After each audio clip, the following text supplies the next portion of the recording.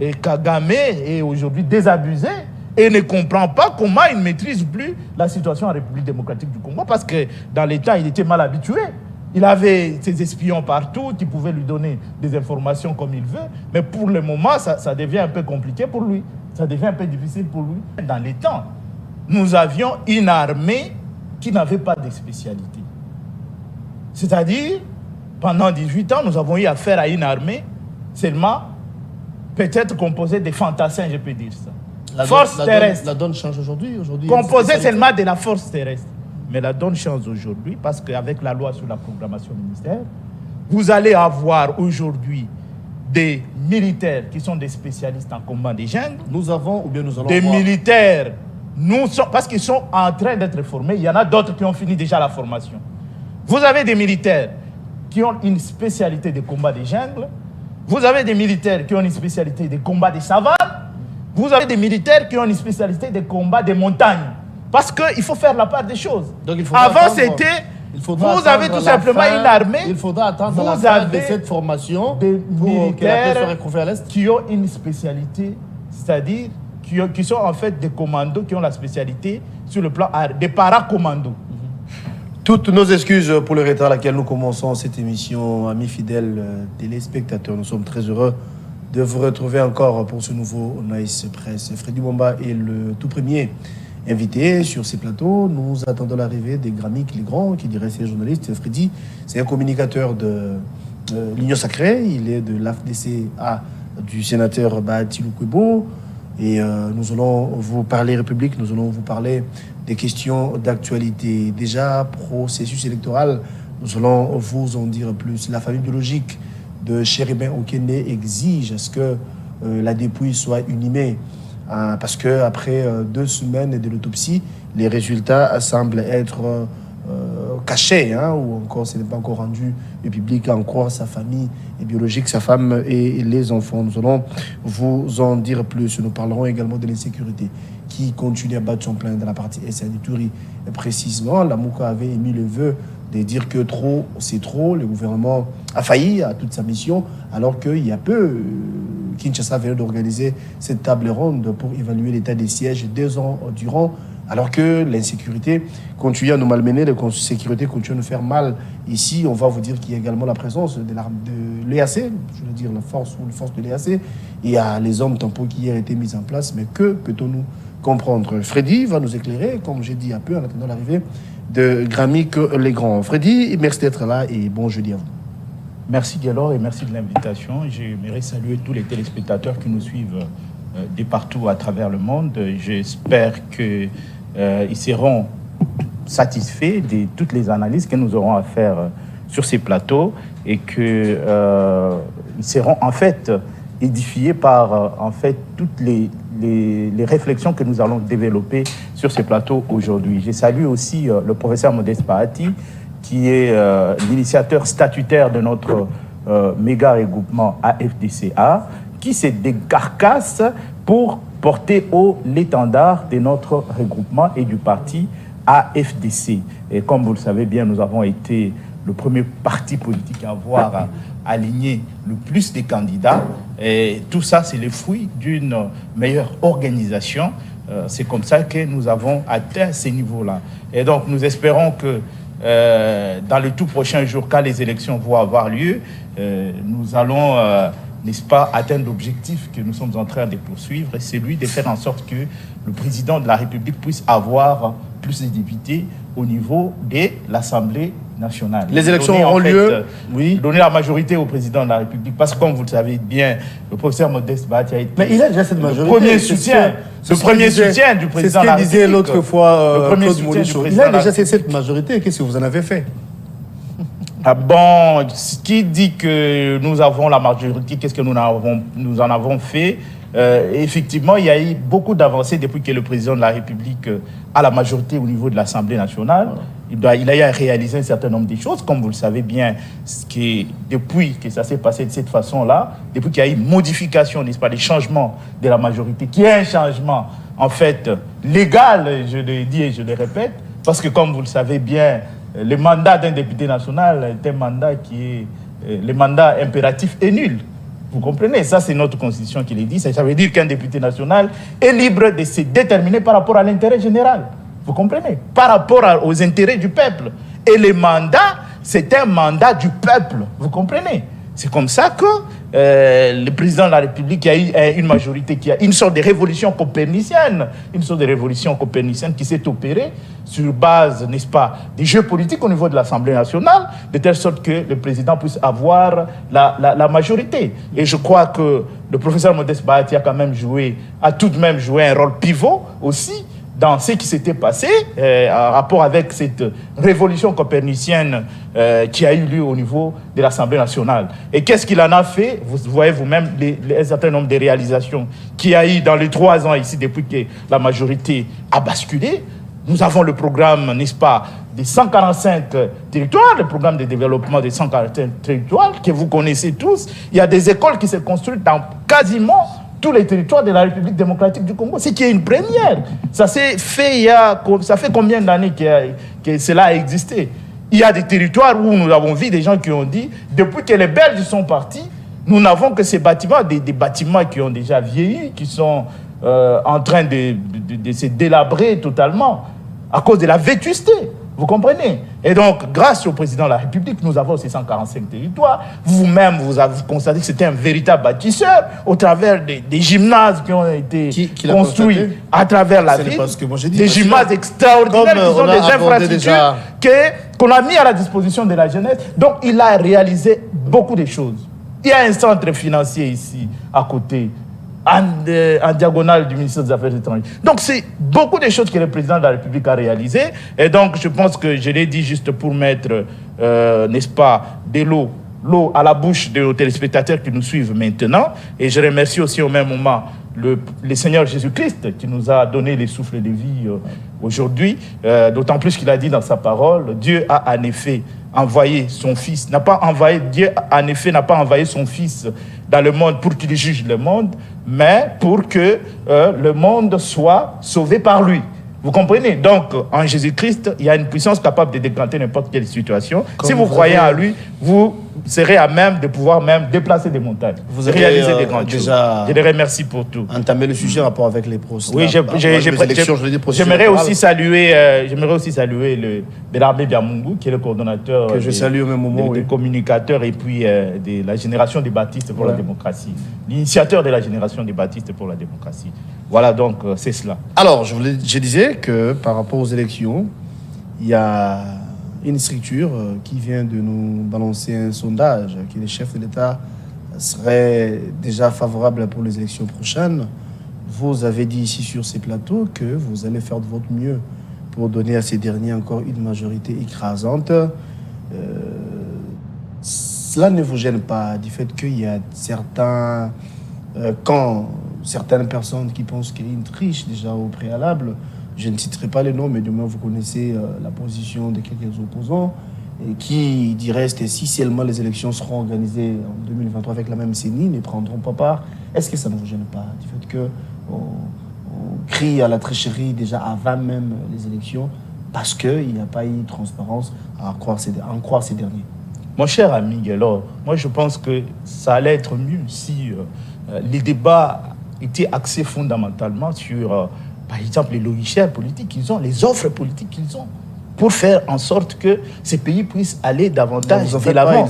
Si c'est un débat qui est basé sur, n'est-ce pas, un logiciel politique précis, à ce moment-là, nous allons faire un bon débat. Mais si ils disent des choses juste dans l'intention de nuire, moi je pense que là, ça ne sera pas une bonne chose. Et puis nous n'allons pas faire le bon débat. Et les téléspectateurs qui nous suivent de partout ne vont rien retenir d'important dans ce que les gens disent comme ça. Ils font des déclarations comme ça à n'importe pièce, sans avoir un soubassement solide qui sous-tend toutes ces accusations. C'est ça le problème. Le président de la République a réalisé tellement de choses et ces choses-là plaident en sa faveur.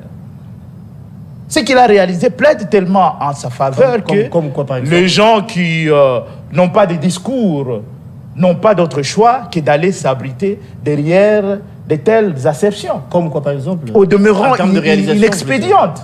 Oui. Comme quoi, par exemple, les réalisations dont vous faites allusion?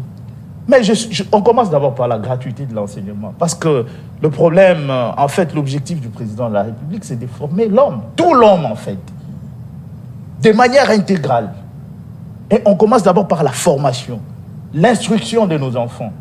L'école primaire, elle est gratuite aujourd'hui, vous le savez bien. Elle est gratuite partout, sur toute l'étendue de la République démocratique du Congo. Il y a des gens qui incitent sur la qualité. Mais avant d'en arriver d'abord là, il faut commencer par reconnaître les pas qui a déjà été fait. Et les pas qui a déjà été fait, d'abord, c'est que avant, les parents pouvaient débourser de l'argent pour envoyer leurs enfants à l'école. Si aujourd'hui les parents peuvent en fait épargner et affecter cet argent à autre chose, ça veut dire, ou bien canaliser ces dépenses-là autrement, donc ça veut dire que quelque part, il y a un changement qui s'est opéré dans le portefeuille de toutes les familles congolaises, du fait, n'est-ce pas, de la gratuité de l'enseignement, qui est une réalité que nous vivons. On dit aux qualités, mais si tu vas à Boboto ici, à Boboto, il y a gratuité de l'enseignement à l'école primaire. Vous voulez me dire aujourd'hui qu'à Boboto, il y a une mauvaise qualité d'enseignement? Le Congo n'est pas Boboto, monsieur, à part la gratuité. Mais même si le Congo n'est pas Boboto, partout où on a toujours formé nos enfants. Dans ces écoles, on a toujours, que ce soit des écoles publiques, où on a toujours formé nos enfants. Parce que quand je parle de la gratuité, je ne suis pas en train de faire allusion aux écoles privées. Hein. C'est des écoles publiques. Parce qu'une école privée, là, c'est un parent qui estime qu'il a des moyens, il peut payer son argent pour que son enfant aille dans une école privée. Non, pas forcément. Ça, c'est un choix qu'un parent fait. Pas forcément les moyens, donc, mais les parents pensent également à la qualité dont vous venez de faire allusion. Non, la qualité, elle est là. Là, c'est comme si vous êtes en train de remettre en cause. En fait, non, moi, je pose des questions simplement. Vous êtes en train de remettre en cause la compétence de nos enseignants. Je relaye simplement le propos de nos téléspectateurs. Vous jetez l'anathème sur les sacrifices que font nos enseignants. Vos enfants, vous fréquentent les écoles publiques? Nos enseignants sont mieux formés. Ils se battent du mieux qu'ils peuvent pour pouvoir former nos enfants. C'est des gens qui sont dignes d'être respectés. Je ne remets pas non plus en cause. Il ne faut pas cracher sur ces efforts de nos enseignants. Donc, la qualité, elle est là. Les efforts sont en train d'être fournis chaque jour qui passe par, n'est-ce pas, les autorités pour faire en sorte que nos enfants étudient dans de très bonnes conditions. Je vous ai parlé des écoles qui sont en train d'être construites dans 145 territoires. Une première, ce qui ne s'est jamais fait dans l'histoire de ce pays. Et si on vous montre des écoles, parce que les images ont déjà commencé à circuler, peut-être vous avez des yeux, mais vous refusez de voir, d'accepter la réalité. Où on vous montre comment ces écoles-là étaient dans les temps, dans ces territoires, dans quelles conditions nos enfants étudiaient, et dans quelles conditions ils vont dorénavant étudier. Donc c'est pour vous dire que nous avons affaire à un président de la République qui est totalement ancré dans le changement de ces pays. Hier, le président avait dit qu'il va se sentir président, ou encore il va se considérer président, jusqu'à ce que la paix sera retrouvée dans la partie Est. Aujourd'hui, les élections, parce que c'est ça le sujet, c'est pour le mois de décembre prochain, alors qu'il y a des territoires où il n'y a pas eu enrôlement, et des territoires où, jusqu'ici, occupés par le rebelle, le M23 et les autres groupes armés, si vous voulez, est-ce que c'est un bon climat pour aller aux élections? Nous allons aller aux élections et les efforts, comme vous le savez bien, sont en train d'être fournis par le président de la République. Parce que, comme vous le savez bien, dans les temps, nous avions une armée qui n'avait pas de spécialité. C'est-à-dire, pendant 18 ans, nous avons eu affaire à une armée seulement peut-être composée des fantassins, je peux dire ça. Force terrestre. La donne change aujourd'hui. Composée seulement de la force terrestre. Mais la donne change aujourd'hui parce qu'avec la loi sur la programmation ministérielle, vous allez avoir aujourd'hui des militaires qui sont des spécialistes en combat des jungles. Nous allons des avoir militaires, parce qu'ils sont en train d'être formés. Il y en a d'autres qui ont fini déjà la formation. Vous avez des militaires qui ont une spécialité de combat des jungles.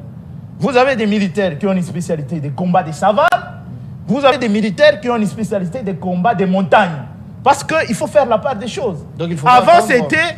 Vous avez tout simplement une armée. Il faudra attendre la fin de cette formation des militaires à l'Est qui ont une spécialité, c'est-à-dire qui sont en fait des commandos qui ont la spécialité sur le plan des paracommandos. sur le plan aérien, qu'on peut larguer, qu'on appelle qu'on largue souvent, on les appelle comment? Les militaires qu'on largue souvent avec des hélicoptères, les parachutistes. Les parachutistes. Vous comprenez? Nous avons aujourd'hui des militaires, des paracommandos qui sont des parachutistes. Qu'on peut larguer, lorsqu'on est dans un combat, ils peuvent être largués même derrière l'ennemi et surprendre l'ennemi. Ces histoires-là n'existaient plus dans notre armée. Mais grâce au président de la République, avec la loi sur la programmation militaire, on a mis tous les moyens possibles pour faire en sorte que nous puissions avoir une armée complète, avec toutes les spécialités prises en compte. Toutes les spécialités prises en compte. Et aujourd'hui, vous aurez maintenant tous ces commandos-là. Que toutes les formations puissent prendre. Spécialistes en combat des jungles, en combat des ceci, tout cela. Et c'est grâce au président de la République. Et je vous dis que, parce que vous êtes en train de vous dire, oh, bon, bah, voilà, dans notre temps, qu'est-ce qu'on fait? Je crois que c'est ça la préoccupation de tout le monde. Quand on est en train de former, faudra-t-il laisser nos compatriotes toujours continuer à mourir comme ça, ou bien qu'est-ce qu'on fait mais c'est que les gens ignorent aussi. Peut-être ceux qui ont la mauvaise foi et qui ne suivent les informations, mais qui refusent d'écouter. Parce que vous avez des gens qui suivent, mais qui refusent d'écouter. Parce que leur souhait, c'est que les choses marchent mal. Ils sont vraiment ancrés dans le Congo bashing. Pour eux, tout ce qui marche, quand on parle du Congo, il faut qu'on dise que tout ne marche pas bien. Ceux qui sont dans le Congo bashing ne verront pas du bien. Mais nous sommes en train de voir le fait que le président de la République est en train de jouer aussi sur l'économie de nos compatriotes. Quand je parle de l'économie de nos compatriotes, parce qu'il s'agit de la vie humaine. La vie humaine, elle est sacrée. C'est comme ça que le président de la République s'était focalisé sur la diplomatie. Vous comprenez? Parce que dans la guerre, vous pouvez la mener aussi à plusieurs fronts. Vous avez aussi les fronts diplomatiques. Et nous, jusque-là, nous sommes encore sur le front diplomatique, avec, n'est-ce pas, le processus de Nairobi et la feuille de route de Luanda, vous le savez bien, qui a fait en sorte que nous puissions avoir... Vous avez aussi la force régionale qui était venue ici pour, en fait, dissuader les rebelles du M23. Sans succès, malheureusement. Et faire en sorte que... Sans succès, malheureusement. Ça, je le dis sans embâche, en tout cas. Il y a toujours quelque chose que nous pouvons tirer. Pas totalement. Ce n'est pas totalement mauvais. Il y a toujours un petit quelque chose que nous pouvons tirer. Comme quoi, par exemple? C'est que... Avec la présence de l'EAC. Non, non. C'est que depuis nous sommes là, depuis que l'EAC est là, la guerre ne continue plus. Ils ont quand même fait un effort pour que la guerre ne continue plus. Et le massacre... Mais le mal que nous sommes en train de voilà, c'est ce que nous sommes en train de condamner. C'est ça maintenant, les faiblesses de l'EAC. C'est que jusque-là, même dans des contrées qui eux occupent, dans des contrées qui eux occupent, vous avez des massacres qui se commettent. Oui. Et dans des contrées qui eux occupent, en principe, on devait envoyer l'administration de la République démocratique du Congo qui devait être là et continuer à fonctionner normalement. Vous comprenez? Et faire en sorte que le cantonnement s'efface. Qu'il y ait un pré-cantonnement qui s'efface, qu'on réunisse, n'est-ce pas, tous les rebelles à un seul endroit et qu'on procède à l'identification. De telle sorte que les Congolais soient réintégrés dans la vie civile et les autres puissent rentrer dans leur pays. D'ailleurs, la majorité, c'est des Rwandais, comme vous le savez. C'est l'armée rwandaise qui est là-bas. Que cette armée rwandaise puisse rentrer au Rwanda et que les Congolais puissent réintégrer les Congolais qui ont trahi, mais on ne va pas les jeter au Yébi que moi, Natasso, qui a sali ma voit qui est quand même dans Mototé. Tu comprends?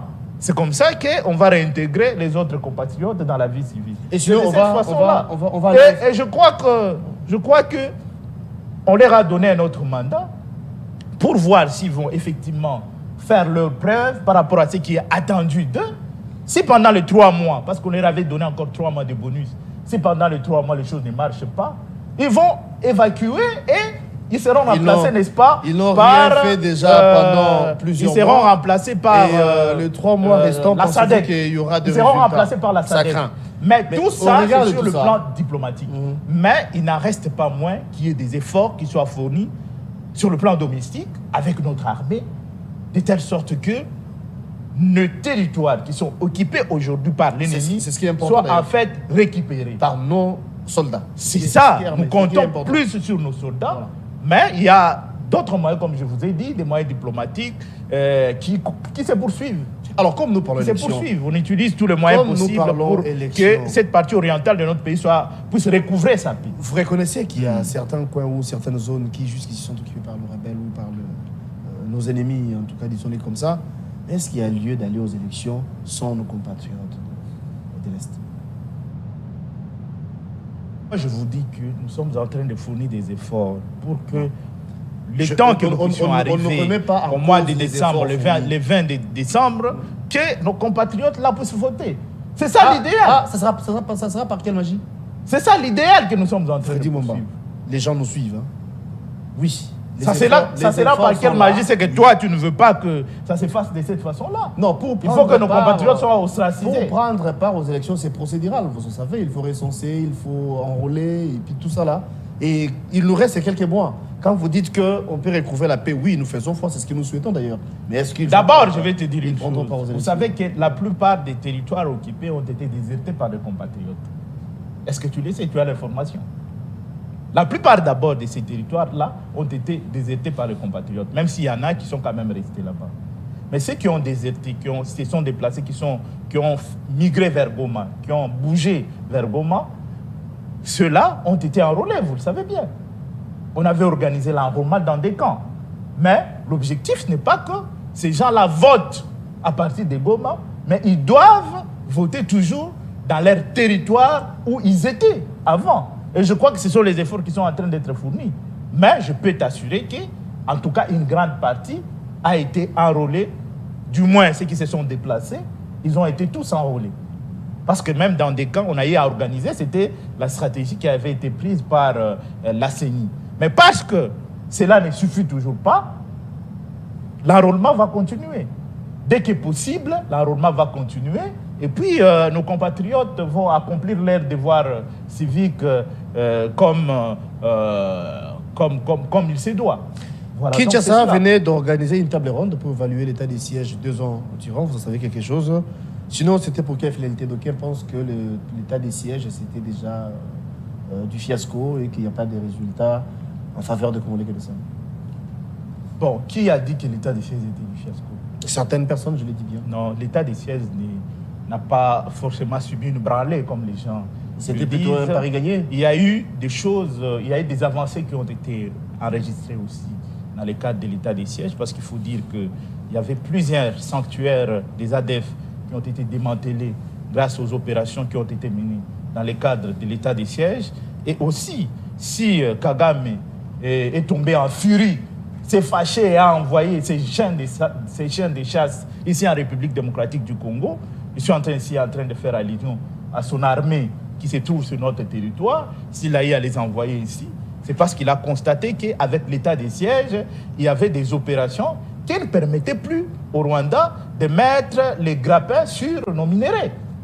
Alors, pour, n'est-ce pas, faire obstruction aux efforts qui ont été menés dans le cadre de l'état des sièges, c'est comme ça qu'il y a eu naissance de ces mouvements du M23 aussi. C'est comme ça qu'il a ressuscité, en fait, les M23, parce qu'il avait constaté que c'était devenu difficile pour lui.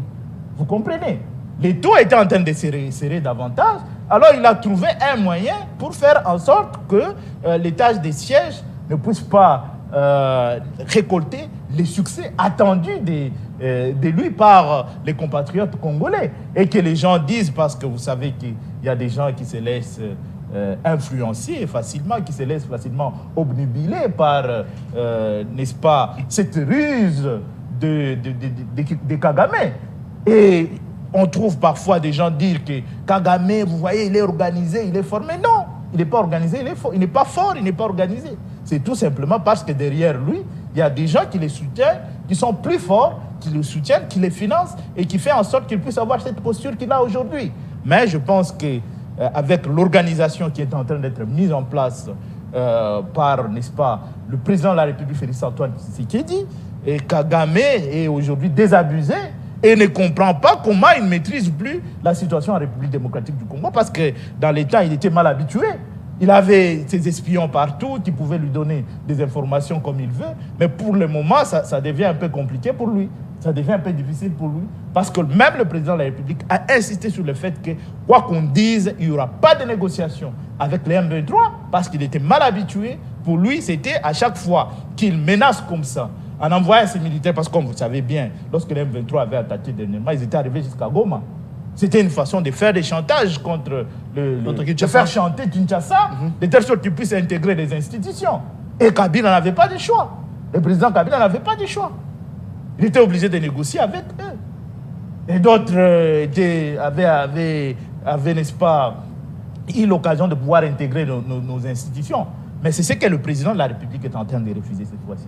Il dit, niet, il faut qu'on mette fin à cette affaire une seule fois pour toutes. Alors, vous avez dit tantôt président, comment ne pas les soutenir? Vous avez dit tantôt qu'en son temps, voyez-vous, en son temps, Kagame avait cette facilité de nous espionner, cette facilité de nous infiltrer pour qu'il soit informé à l'instant. Pour l'instant, les Congolais sont en veille. On regarde et ne veulent plus au Congo. Du coup, nous allons changer le sujet, mais dans le même ordre d'idée, en tout cas, nous allons parler justice. Que peut-on nous comprendre? Mwanga Chouchou, hier, vous avez fait croire qu'il était rwandais. Aujourd'hui, la justice reconnaît à ces dernières nationalités congolaises. Mwanga Chouchou, hier, c'était de l'espionnage. Aujourd'hui, on parle de la trahison. Qu'est-ce qu'on peut comprendre? Non, Guélor, non. Pourquoi est-ce qu'on cherche à compliquer les choses? La loi ne fixe-t-elle pas les conditions pour que quelqu'un soit congolais? Si on te demande de prouver aujourd'hui que tu es congolais, il faut qu'il y ait un jugement. Un jugement ne prouve pas, ne donne pas, n'accorde pas la nationalité à quelqu'un. Un jugement n'accorde pas la nationalité à quelqu'un. Les conditions sont clairement définies. Dès que vous remplissez ces conditions-là, à ce moment, vous devenez congolais. Si on te demande de prouver aujourd'hui que tu es congolais, tu ne vas pas prendre ta carte d'électeur et prouver que tu es congolais. Non, ce n'est pas ta carte d'électeur qui est une preuve de ta nationalité. La preuve de ta nationalité, c'est le certificat de nationalité. Tu as un certificat de nationalité. Bien sûr, oui. Et il faut avoir un certificat de nationalité. C'est ce certificat de nationalité qui prouve que tu es réellement un Congolais. Mais si tu n'as pas un certificat de nationalité, mais qui était venu nous comment on saura que tu es Congolais ou que tu n'es pas? Qui était venu nous dire que Bongachou était un sujet rwandais? Donc c'est un peu ça. C'était pour quelle finalité? Et donc, moi, je ne peux pas me baser simplement sur ce que tu viens de me dire parce que personnellement, il faudra que je sois franc et sincère. Moi, je n'ai pas suivi quelque part quelqu'un dire que Mwanga Chouchou était Congolais ou pas Congolais.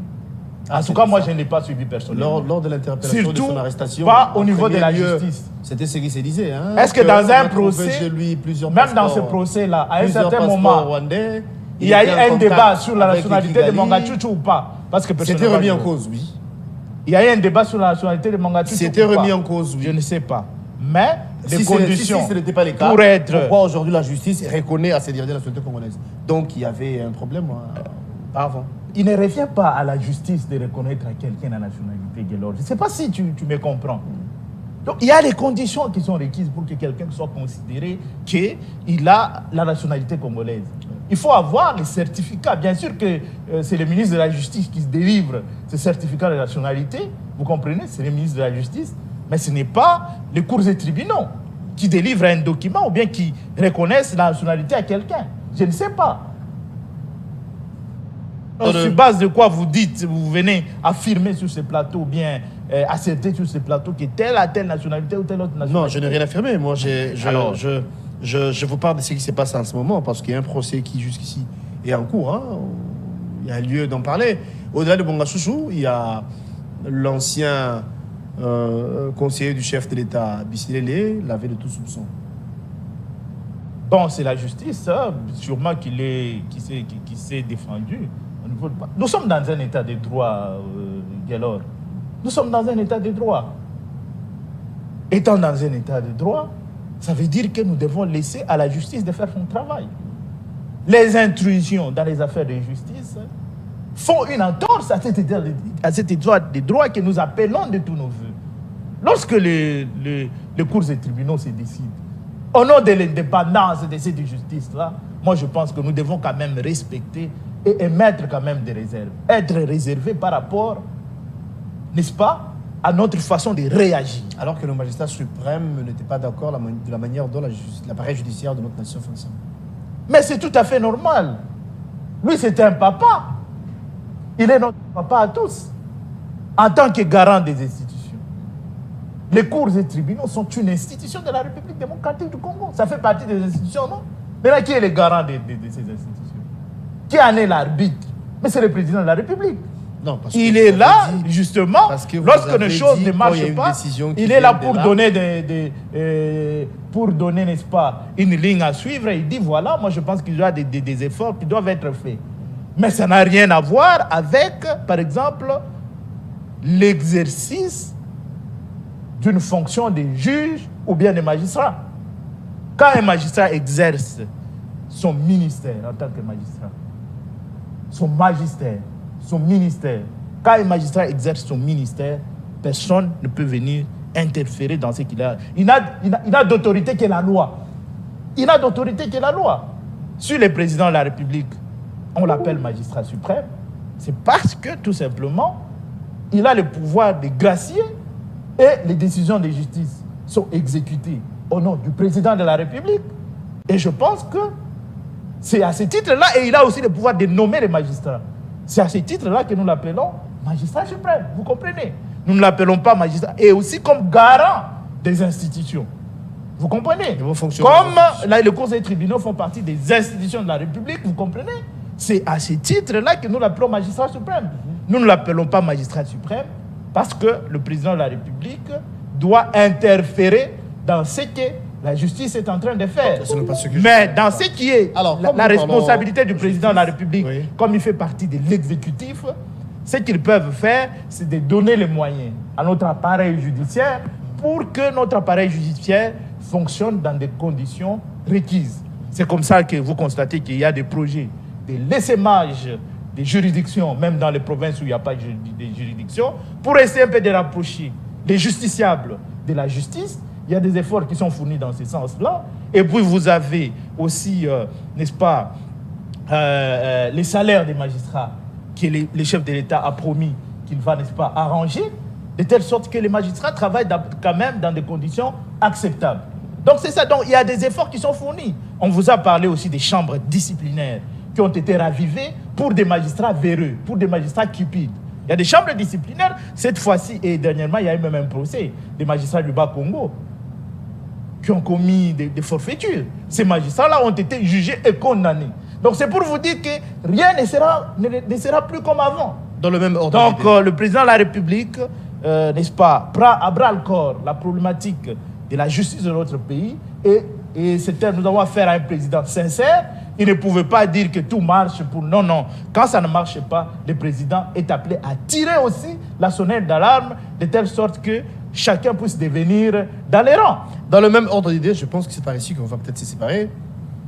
Parlons de l'assassinat de Chéribert Okende, c'est le député national, ancien ministre. Aujourd'hui, sa famille biologique exige même l'inhumation de la dépouille. Après l'autopsie, 2 semaines pratiquement, à en croire à sa famille, par l'entrée bien sûr de l'avocat, il n'y a toujours pas de résultats. Et que vous connaissez comment ça se passe en Afrique, surtout pour nous qui sommes bantous. Donc le deuil continue au niveau de sa famille. Alors on peut enterrer pour que sa femme ou ses enfants, bref sa famille, puisse vaquer également aux occupations autres que rester à Melsol. Qu'est-ce que vous en dites? Est-ce que ces procès ou encore les enquêtes prendront fin ou pas? Sinon, on avait fait appel aux experts. Ils étaient venus, ils étaient là, ils ont fait les enquêtes, ils ont des résultats. Mais pourquoi la famille n'est pas toujours... Et alors moi je pense que nous devons quand même respecter cette famille-là et garder notre pudicité parce qu'ils ont perdu un être qui est Absolument, très cher. Et voilà pourquoi nous parlons au nom de cette famille. Un être qui est très cher. Nous ne devons pas commencer à vouloir faire des déclarations sur des choses dont nous n'avons pas la maîtrise. Cette déclaration est venue de la famille dont vous faites allusion. Nous ne pouvons pas... Non, mais c'est la famille. Pieds, nous respectons le point de vue. Ce que moi je peux dire, c'est que je respecte le point de vue de la famille de Chéribert Okende. Où est le problème? Ils ont perdu leur être cher. C'est tout à fait normal qu'ils soient un peu dans une situation un peu anxiogène, qu'ils se disent ils doivent que les dossiers,